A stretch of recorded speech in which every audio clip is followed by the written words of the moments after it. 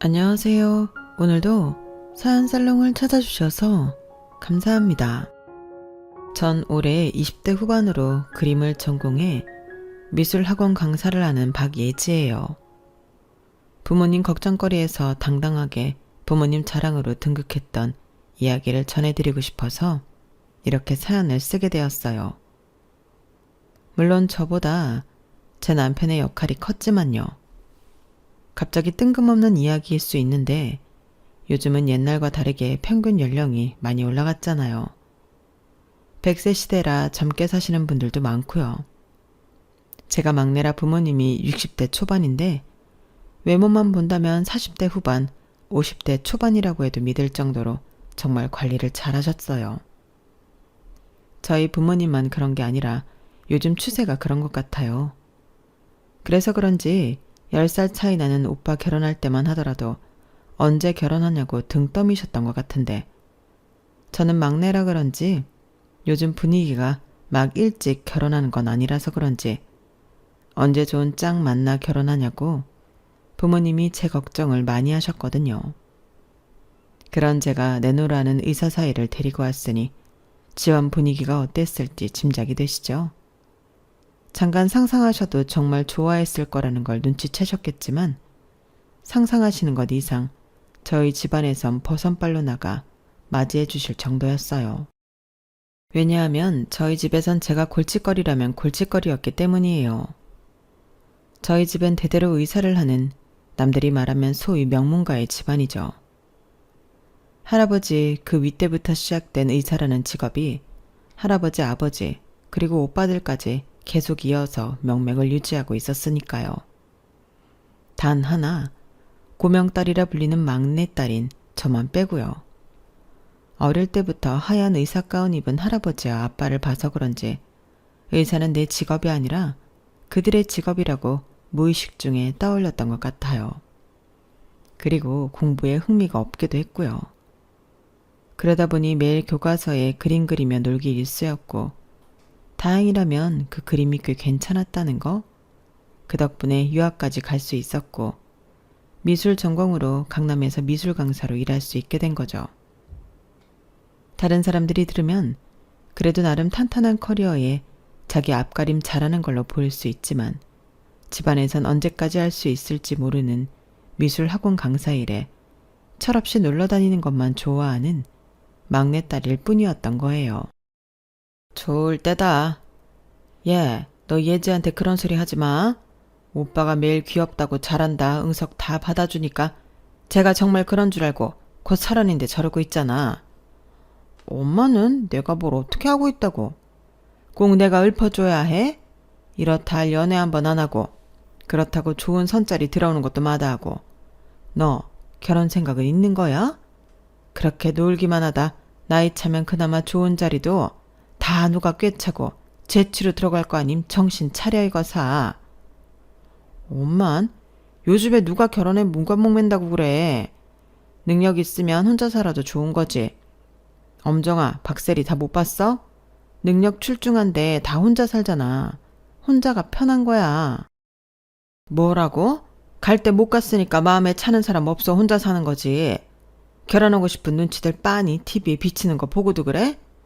남자건 여자건 아무리 능력 있어도 혼자 사는 것보다 가정을 꾸려야 하는 법이야. 천년만년 엄마랑 살 거야? 나는 천년만년 엄마랑 살 거야. 아이고 말이나 못하면 밉지는 않지. 저 철없는 거 누가 데려갈는지.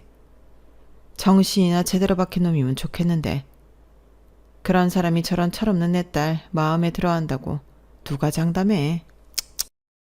아빠를 너무 좋아했던 엄마는 제가 더 늦지 않게 결혼하길 바라셨죠.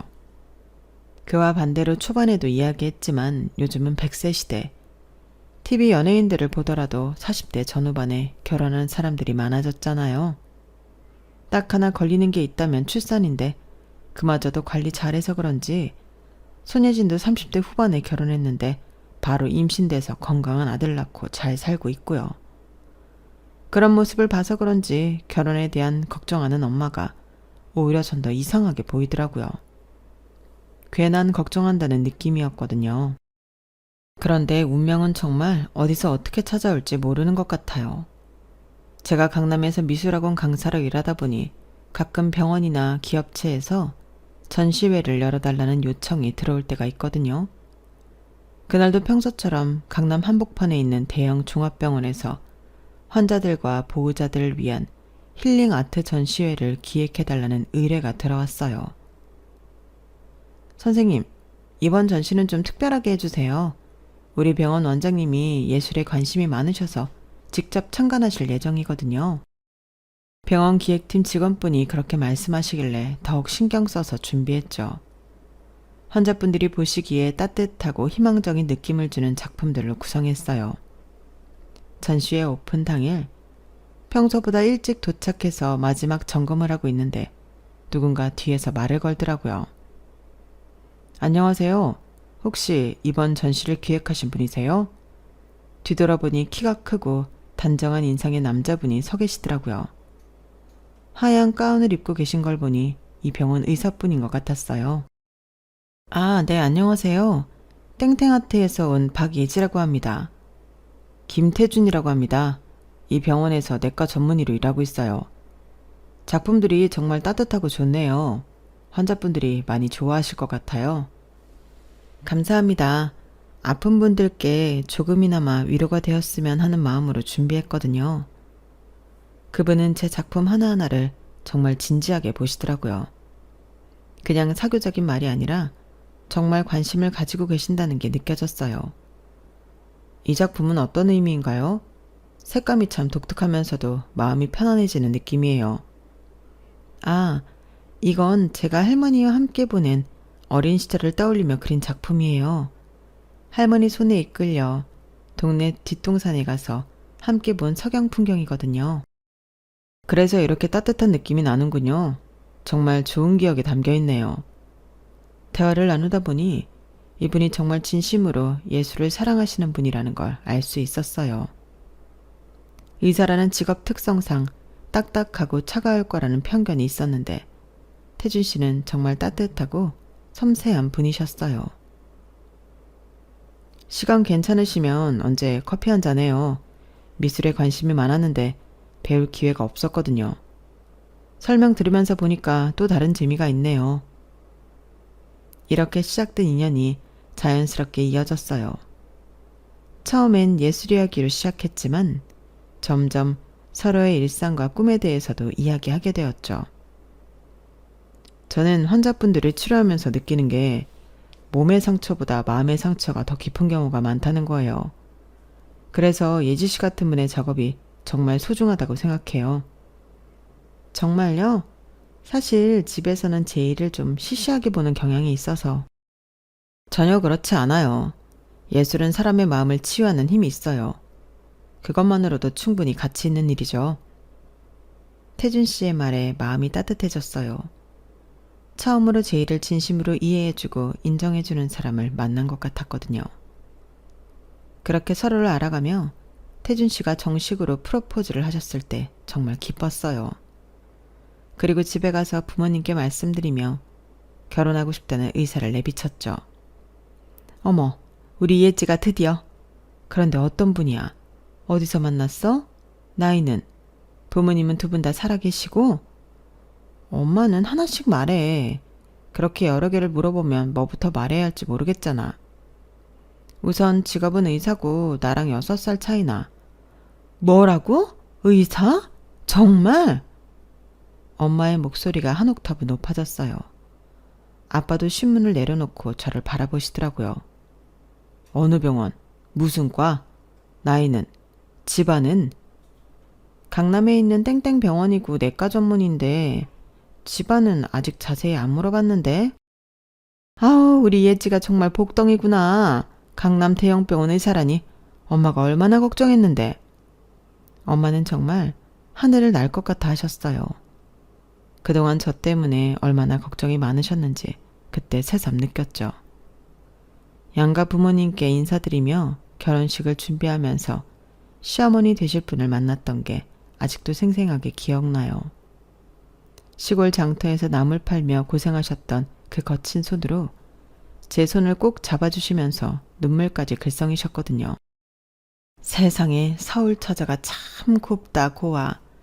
이렇게 예쁜 색시를 데려왔으니 나는 더 바랄 것도 없어. 고마워요, 고마워. 우리 아들이랑 결혼해줘서. 시어머니의 따뜻한 헌대에 제 마음도 한껏 설렜어요. 공부만 하고 집안을 일으킨다는 생각 하나로 혼기도 놓치고 달려가는 아들을 보며 내심 불안해하셨다고 하시더라고요. 요즘 30대 중반이 많은 나이는 아니지만 예비신랑 고향에서 많이 늦은 나이더라고요. 보통 20대 후반에서 30대 초면 다 결혼해서 아이들이 유치원을 다닐 나이였으니까요. 상견례 날짜가 잡히고 나서 태준 씨 어머니와 전화통화를 하게 되었어요. 예지야, 사돈어른 목소리 참 좋으시더라. 근데 나주에서 서울까지 올라오시기 너무 멀지 않을까? 우리가 내려가는 게 어떨까? 아니야, 괜찮아. 어머님이 KTX 타면 금방이니까 서울에서 보자고 하셨어. 그 김에 오빠 사는 집에 하루 머물면서 먹을거리도 좀 챙겨주신다고 하시더라고. 그래, 그럼 그렇게 하자. 사돈어른 편하신 게 제일이지. 엄마는 상견례 장소를 고르는데 정말 신경을 많이 쓰셨어요. 예지야, 어디로 갈까? 맛도 있어야 하고 너무 딱딱한 분위기도 아닐 것 같고 부담스럽지 않으면서 깔끔한 곳이면 좋겠는데 어디 생각나는 데 있어? 엄마, 너무 부담 갖지 마. 그냥 서로 얼굴 보고 이야기하는 건데 뭐. 맛있는 곳이면 되는 거지. 그래도 그게 아니야. 자식을 나눠가는 중요한 자리인데 첫 얼굴이라고. 아, 롯데호텔 한식당 어때? 거기 룸도 있고 음식도 깔끔하고 복잡하지 않으니까 조용히 이야기하기 좋을 것 같다. 그래, 거기 좋겠네. 음식 맛있잖아. 조용하기도 하고. 상견례 당일 호텔 한식당 룸에서 만나게 되었어요. 예비 시어머니가 들어오시는데 정말 소박한 차림새에 손에는 커다란 보따리까지 들고 계시더라고요. 여기서 보자고 하셨다고? 태준아, 정말 여기 맞는 거지? 입구에서 한참을 들어오시면서도 반신반의하셨는데 룸 문을 열면서도 의아해 하시더라고요. 어머니, 맞아요. 들어오세요. 저는 웃으며 예비 시어머니를 맞이했죠. 저희 부모님도 자리에서 일어나 인사하며 환영했고요. 시어머니 역시 저희를 보고 반가운 마음에 환하게 웃으시며 인사했지만 눈은 빠르게 룸 안의 화려한 조명과 고급스러운 인테리어를 보시더니 살짝 표정이 굳어지시는 것 같더라고요. 세상에, 이런 데서 내가 밥을 먹다니. 아들 덕분에 나까지 출세했네요. 하, TV에서만 보던 부잣집 사람들이 가는 것 같은데. 인사 대신 혼잣말 비슷하게 말씀하시는 걸 엄마가 놓치지 않고 웃으며 답하셨어요. 저희도 자주 오는 건 아니에요. 오늘처럼 좋은 일 있을 때 귀하신 분 대접하고 싶을 때만 오는걸요. 저희도 태준 씨 어머니 덕분에 출세했네요. 이런 데 오는 줄 알았다면 옷을 더 신경 쓰는 건데 혹시 제가 격식에 맞지 않는 옷을 입고 온 건 아니죠? 어머니, 오늘 너무 단아하시고 예쁘신데요? 격식이 어딨어요. 편하게 입고 싶은 옷 입으면 되는 거지. 너무 잘 차려입으셨어요. 그러니까 그런 걱정 마시고 편하게 식사하세요. 엄마가 웃으며 말씀하셨지만 시어머니는 계속 불편해하시는 기색이 역력하셨죠. 그래도 이렇게 비싼 곳 아니어도 괜찮았는데 괜히 부담드린 건 아닌지. 우리 태준이한테 잘해주신다는 것만으로도 충분한데 저까지. 아들 잘 키워주셨으니까 이런 대접 당연히 받으셔야죠. 저희가 대접하는 거니까 부담 느끼지 마시고 편히 드세요. 저희가 내려갔어야 하는데 먼 길 오시느라 힘들게 오셨을 것 같아 일부러 좋은 데 골랐어요. 그러니까 마음 편히 드세요. 아, 그런 게 아니라 제가 뭐 대접받을 일이 있다고. 오히려 제가. 시어머니는 젓가락을 들기도 전에 계속 우물쭈물 하시더라고요. 어머님, 왜 안 드세요? 입에 안 맞나요? 아니에요. 맛있어요. 그런데 혹시 여기 음식 값이. 태준이가 앞으로 이런 거 자주 모시고 다녀야겠네. 처음 오셔서 많이 어색하신가 보다. 그동안 데이트하느라 너무 신경 못 쓴 거 아니야? 그럼 못 써. 지금까지 키워주신 게 부모님인데. 아, 네. 제가 서울에 올라와서 신경을 잘 못 썼더니 엄마가 많이 어색하신가 봐요. 앞으로 자주 모시고 다녀야겠어요. 부모님이 부드럽게 말씀하시자 시어머니는 잠시 조용해지셨지만 계속 주변을 둘러보시며 불안해하시는 모습이었어요. 그때 웨이터가 들어와서 다음 요리를 가져다 주면서 음료수를 더 주문하겠냐고 물어봤어요. 어머님, 뭐 드시고 싶은 거 있으세요? 시어머니는 손을 저으며 말씀하셨어요. 아니에요, 아니에요. 물만 주세요. 그냥 물. 음료수 괜찮아요. 물만 마셔도 충분해요. 혹시 여기 물값도 따로 받는 건 아니죠?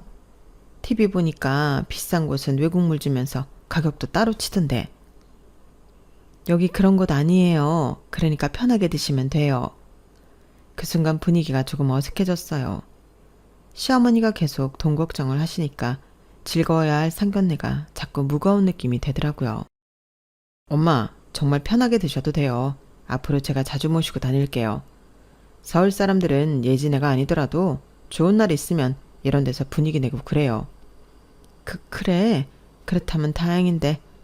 하지만 시어머니의 표정은 여전히 편치 않으셨어요.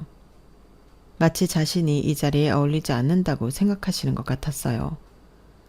그래도 무사히 상견례가 마무리되었고 결혼식은 6개월 후에 하기로 했어요.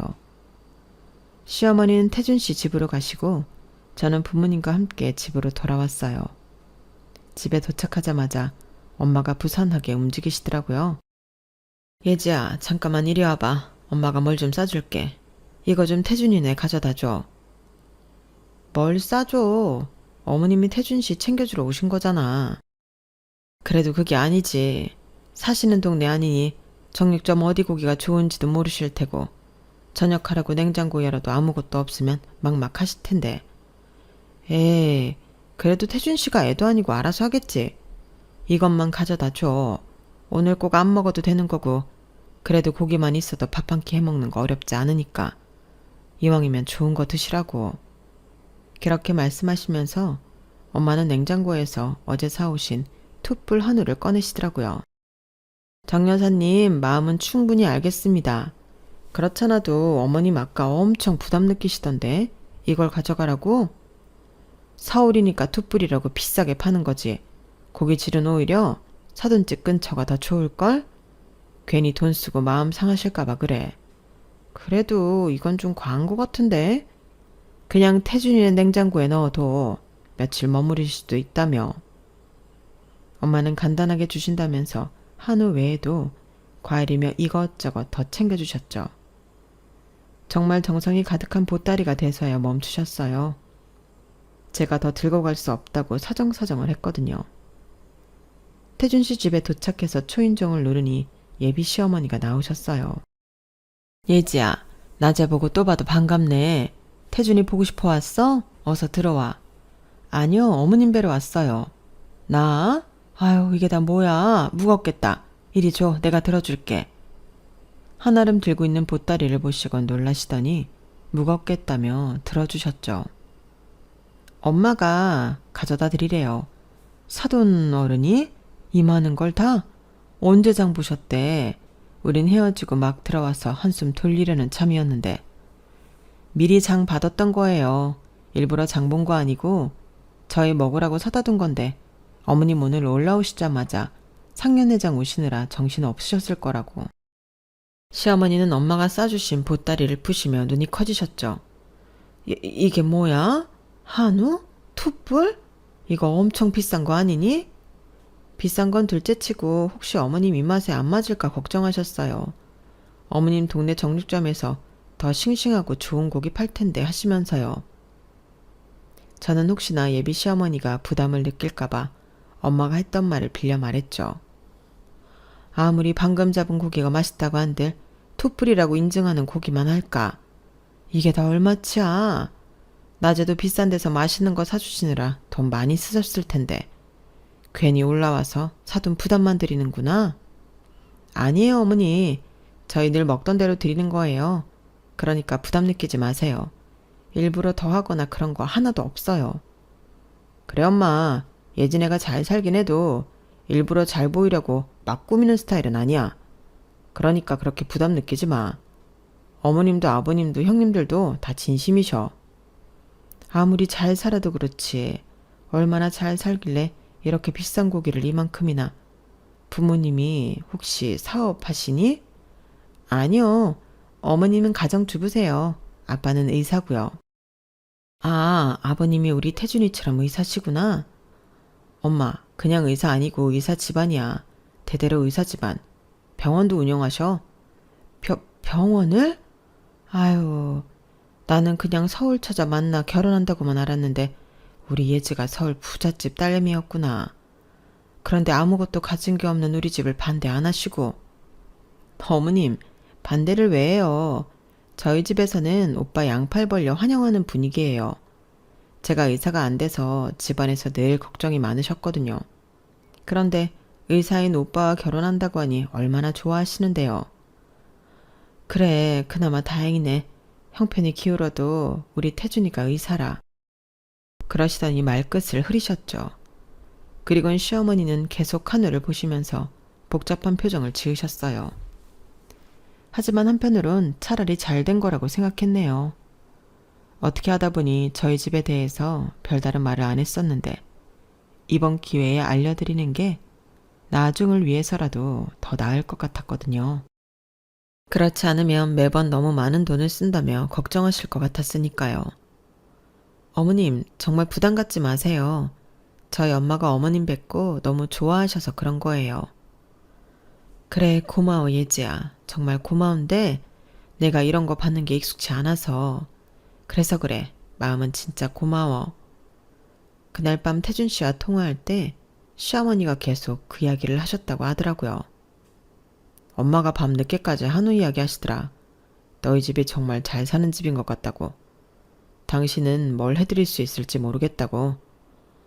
안 그러셔도 되는데 자기 하나로 우리 집은 정말 충분한데? 어떻게 해야 어머님이 부담을 안 느끼실까? 알지. 감사하게도 나 하나만 보신다는 거 충분히 말했어. 그래도 뭔가 마음이 편치 않으신가 봐. 차차 나아지겠지. 우리 집 형편이 하루아침에 나아질 수 있는 것도 아니니까. 그런 가운데 결혼 준비가 본격적으로 시작되었어요. 처음에는 시댁 근처에서 결혼식을 하려고 했었어요. 보통 결혼식은 남자 쪽에서 한다고 들었으니까요. 엄마가 읍내에서 제일 좋은데 식장 예약한다고 하셨어. 우리 쪽 하객은 100명 조금 안 될 것 같은데. 자기 쪽 하객은 어느 정도 예상해? 우리 쪽? 글쎄, 내 결혼식에 몇 분이나 오실지 모르지만 오빠들 결혼식엔 400명 조금 넘게 왔었어. 뭐? 400명? 그렇게 많이 오셨어? 친인척이 많기도 한데 자기도 알잖아, 의사인맥. 그런데 뭐 난 막내고 몇 분이나 오실지 모르지. 내 친구들까지 해도 400명까지는 아닐 거야. 그래, 엄마한테 말해줄게. 지방에서 하는데 모두 다 내려오시는 건 아니겠지? 전 크게 고민하지 않았어요. 제 친구들이야 지방이라도 제가 결혼한다면 올 테고 부모님 쪽 하객은 부모님 몫이라고 단순하게 생각했던 거죠. 그렇게 며칠이 지났어요. 대뜸 예비신랑이 저에게 묻더라고요. 혹시 대략 몇 분쯤 오시는지 어머님께 여쭤봤을까? 300명 정도 예상했는데 지방에서 한다면 몇 분이나 오실지 다시 물어봐야 할 것 같대. 아무래도 버스 대절도 생각해야 하니까 그런 것 같아. 이런저런 말들이 몇 번 오가고 결국 서울에서 결혼식을 하게 되었어요. 지방에서 하면 저희 쪽 하객수가 반 이상 줄어들게 되고 그렇게 되면 축의금을 되돌려받지 못하니 손해를 꽤 크게 끼친다고 예비 시어머니가 생각하신 것 같았죠. 무엇보다 추린다고 해도 200명 이상 저희 쪽에서 오신다고 하면 그 많은 인원이 들어갈 식장도 없다고 덧붙이셨어요. 엄마는 배려해 주셔서 정말 감사하다며 예비 신랑 쪽 하객이 오가는 차편과 간식 및 예식장 비용까지 모두 지불하겠다고 하셨죠. 아니에요. 저희 쪽 하객식 때는 저희가 낼게요. 아무리 여유 있으셔도 100명이나 되는데. 아니에요, 사돈. 저희가 모두 부담할게요. 나주에서 했으면 못 오셨을 분들까지 다 오신다고 해서 충분해요. 번거로운 거 기꺼이 해주시는 것만으로 저희는 너무 감사한걸요. 애써 괜찮은 척 하시는 예비 시어머니 마음을 달래려 나주로 내려가 마을 회관 뷔페를 예약하고 결혼식 일주일 전 동네 사람들에게 대접하기로 했어요. 바쁜 일정으로 서울로 오시지 못하는 분들에게 식사를 대접하려고요. 예지야, 엄마도 같이 갈까? 아니야, 뭐하러 같이 가. 어머니 부담스럽게. 동네 어른들에게 인사하고 바쁠 텐데 뭐하러. 괜찮아. 나주로 내려가는 KTX 안에서 설렜어요. 시어머니와 시간을 더 많이 보낼 수 있는 기회라고 생각했거든요. 시어머니와 함께 마을회관을 둘러보고 뷔페 업체와 미팅을 하는데 정말 세심하게 신경 써 주시더라고요. 그런데 마을을 돌아다니면서 정말 신기한 경험을 했어요. 마을에서 저를 모르는 사람이 한 명도 없더라고요. 예비 시어머니랑 같이 다니는 새로운 얼굴이라서 그런가 동네 사람 모두 제가 예비 신부라는 걸 알고 반갑게 인사해 왔거든요. 어머, 태준이 며느리지? 서울 처자구나? 세상에 정말 곱네. 서울 부잣집 처자답게 고와. 우리 태준이가 복덩이네. 이런 예쁜 며느리를 어디서 구했나? 길을 걸을 때마다 마을 분들이 나와서 인사해 주시고 칭찬해 주시더라고요. 처음엔 좋았는데 점점 부담스러워지기 시작했어요. 어머님, 마을 분들이 다 저를 아시네요?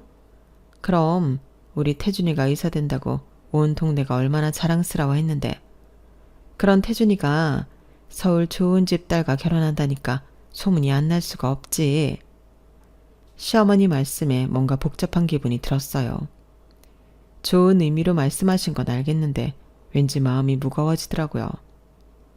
마을 회관에서 뷔페 예약을 마치고 시어머니 집으로 돌아왔을 때 동네 여기 나무 그늘에 앉아 두런두런 이야기를 나누던 동네 아줌마들 목소리가 어렴풋이 들렸어요.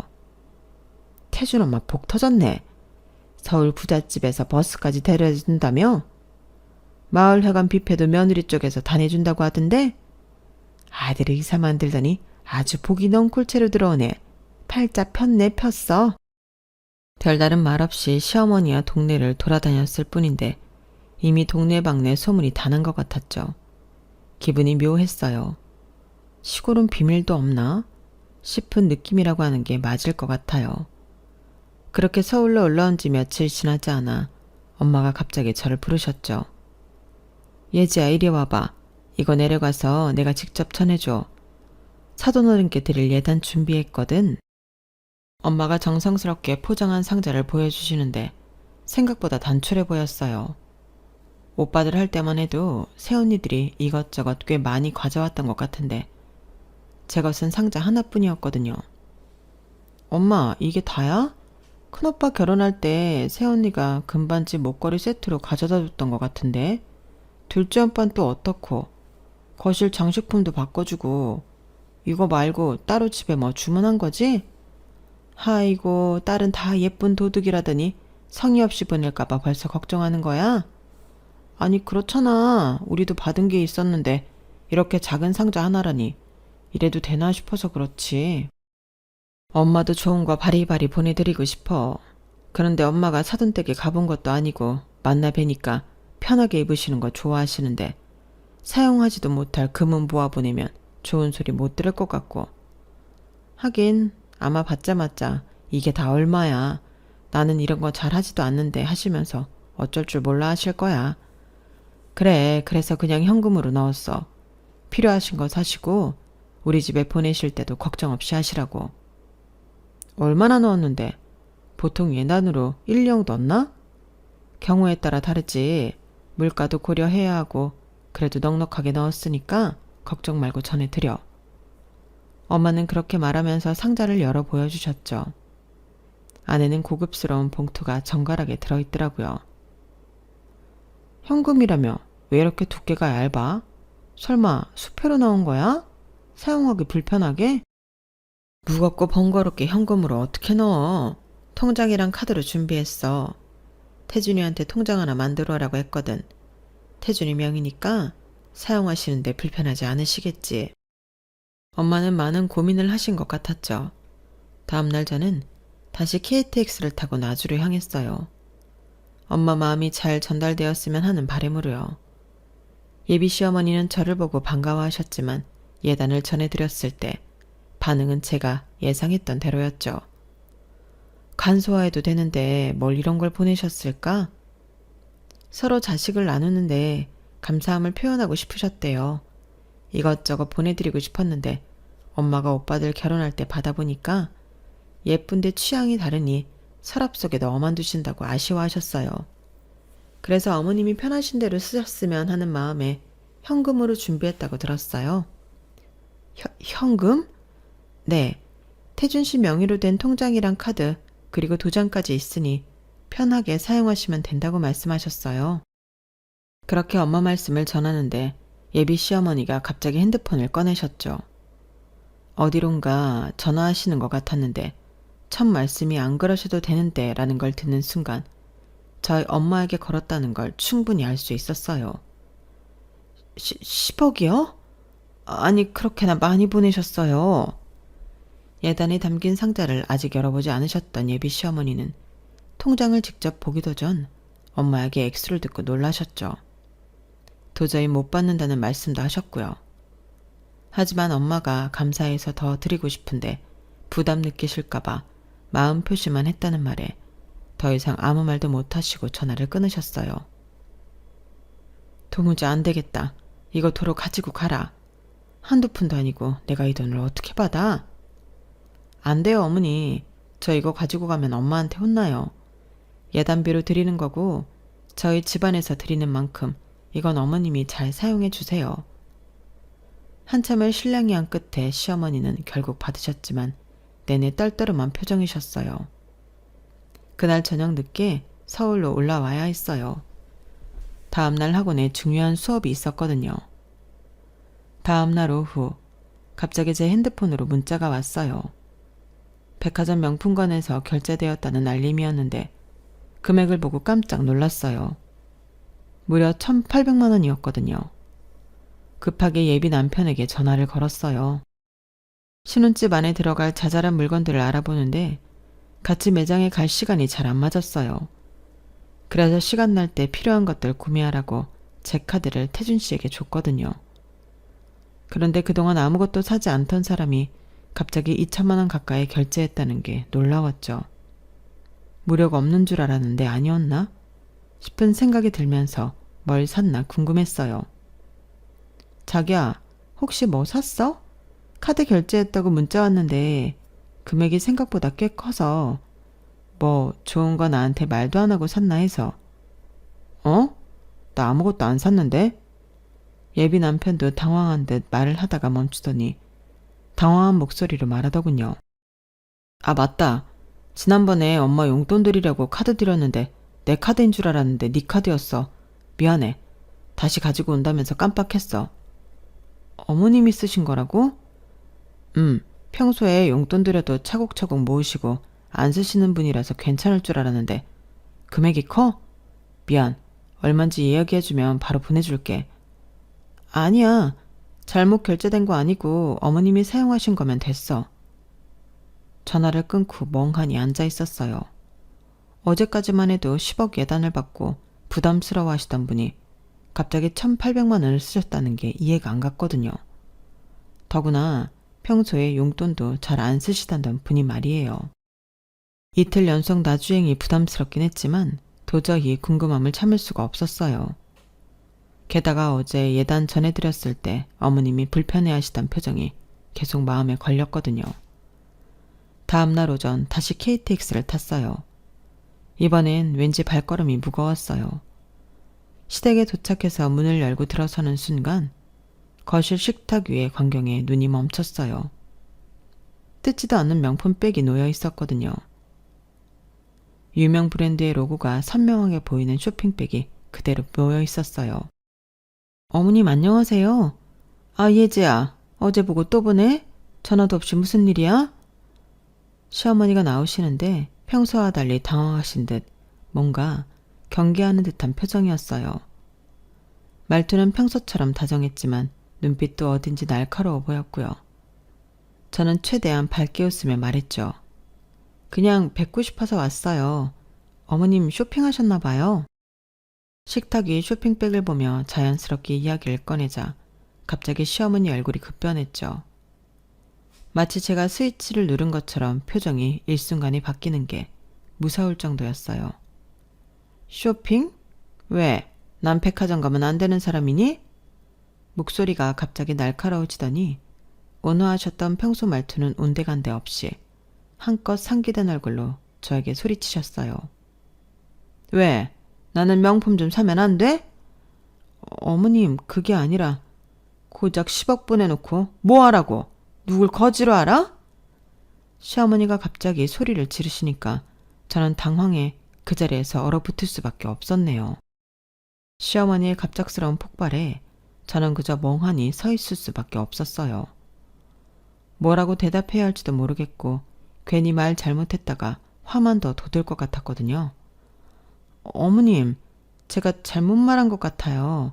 저는 그게 아니라 잘못 말한 게 아니라 생각 자체가 잘못된 거야. 우릴 뭘로 보는 거야? 시어머니는 계속 화를 내고 계셨고 저는 더 이상 어떻게 해야 할지 몰라 그냥 자리를 피하는 게 나을 것 같았어요. 어머님, 오늘은 이만 가봐야 할 것 같아요.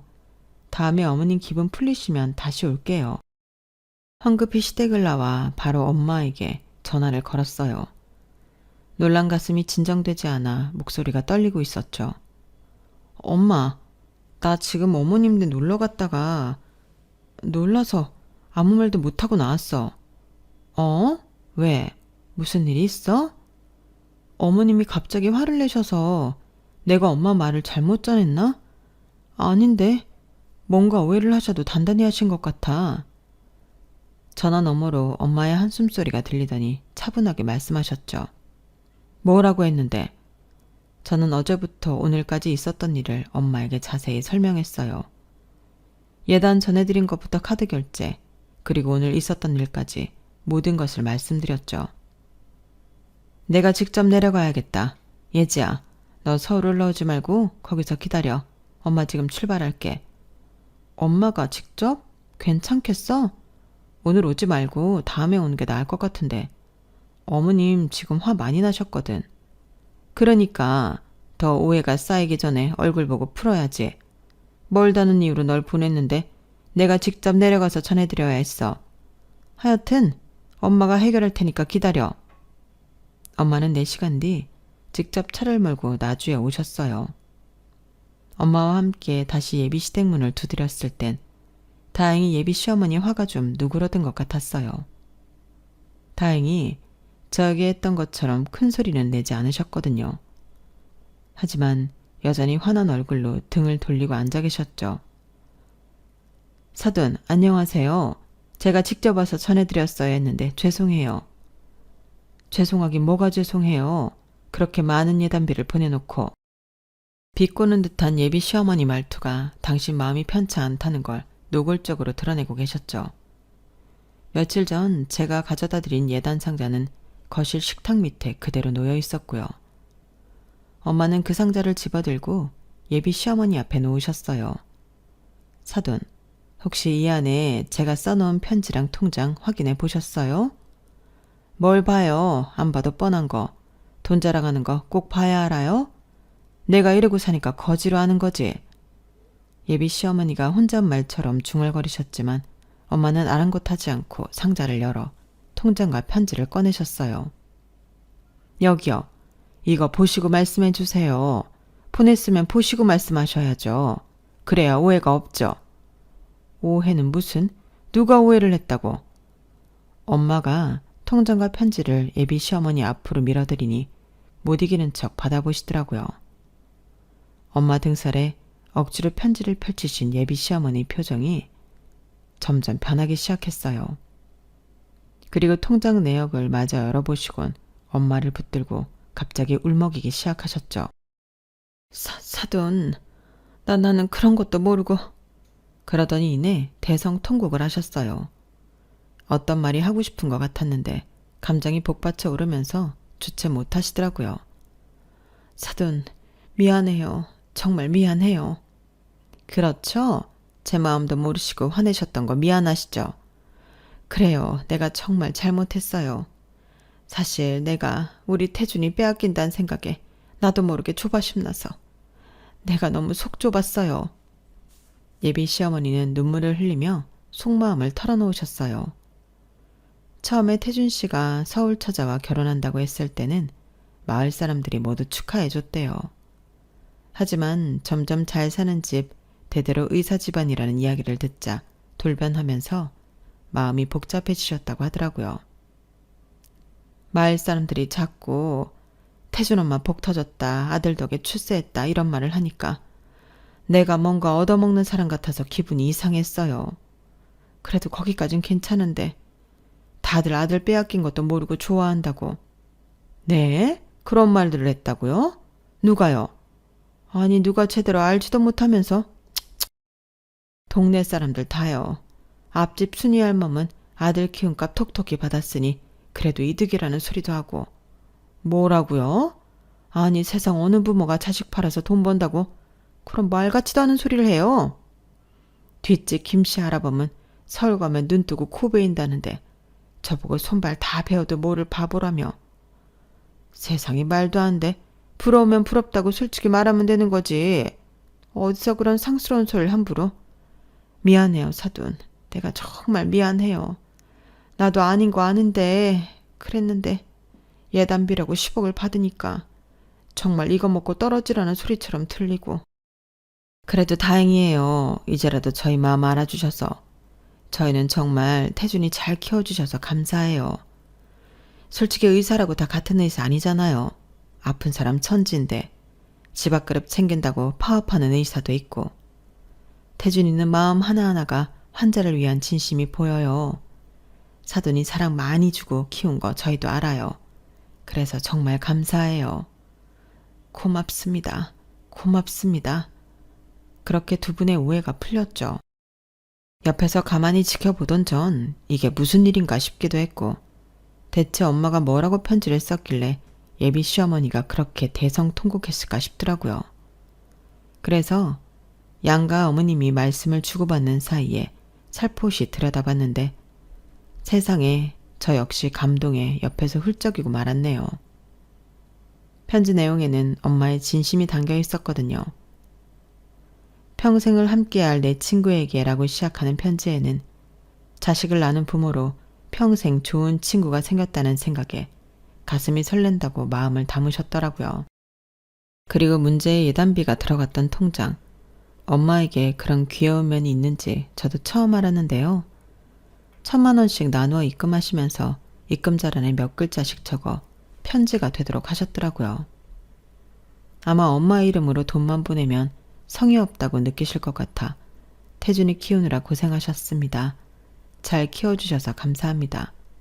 막내 아들 생겼다고 생각하고 아끼겠습니다. 등등 한 장 한 장 넘기다 보면 1,000만 원을 보내기 위해 얼마나 생각을 많이 하셨을지 짐작이 될 정도였어요.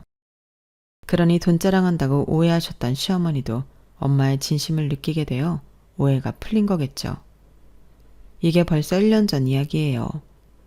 결혼식도 무사히 하게 되고 지난달 시어머니 이사까지 마쳤어요. 남편과 저 그리고 친정 엄마까지 합세해 시어머니한테 이사를 권유했거든요. 남편은 멀리 계신 어머니 건강 걱정, 저는 곧 태어날 아이와 함께 돌봐달라고요. 그리고 친정엄마는 더 자주 보며 노년을 재미있게 보내고 싶다고 하셨죠. 그런데 정말 의외로 쉽게 시어머니가 승낙하시더라고요.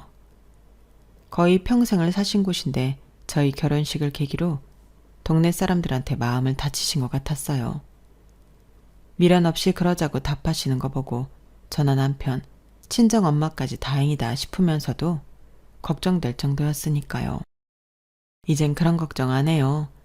저희 엄마랑 데이트도 정말 자주 하시고 문화센터에 등록하셔서 아쿠아로빅도 정말 열심히 하시면서 재미있는 하루하루를 보내고 계시거든요. 정말 신기한 건 양가 어머니 성격이 정말 찰떡궁합이에요. 진짜 어릴 때부터 단짝 친구 아니었을까 싶을 정도로요. 덕분에 전 친정에서 복덩어리로 등극했답니다. 남편 시어머니 정말 더 잘 만나 단단한 가족을 만들었고요. 어때요? 여러분이 보실 때도 저 복덩이 맞나요? 제 사연은 여기까지입니다. 들어주셔서 고맙습니다. 소중한 가족들과 항상 행복하세요.